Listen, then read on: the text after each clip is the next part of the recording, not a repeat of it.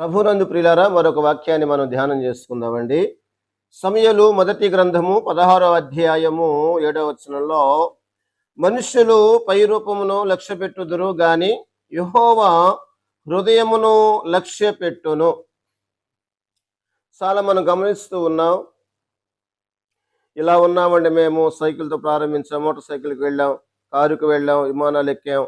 ఈ రీతిగా భౌతికంగా, లేకపోతే ఇలాంటి వస్త్రాలు ఒకప్పుడు కలిగి ఉన్నాయి, ఇప్పుడు మంచి వస్త్రాలు, షూట్లోకి వచ్చాం, సఫారీలోకి వచ్చాం. ఈ రీతిగా అనేక మంది భౌతికంగా మేము ఆత్మీయంగా ఇలా ప్రార్థనలో ఉన్నాం, ఇలా వాక్యం మేము క్రమంగా మందిరానికి వెళుతున్నాం, వాక్యం చదువుతామండి.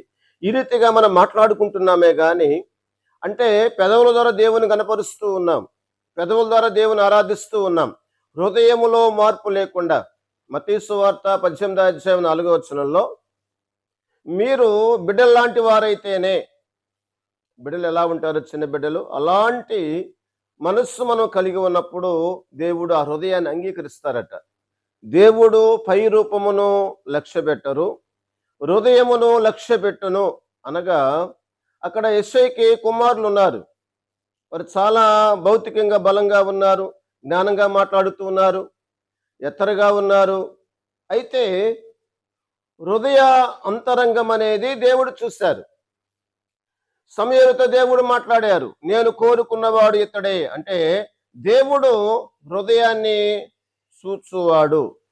అంటే దేవుని వాక్యం అనగా దేవుని హృదయం.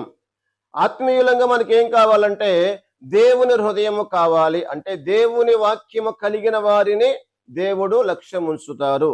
అట్టి యొక్క ఆత్మీయ జీవితంలో, అట్టి భక్తి జీవితంలో కొనసాగడానికి దేవుడు మనకు సహాయము చేయునుగాక. ఆమేన్.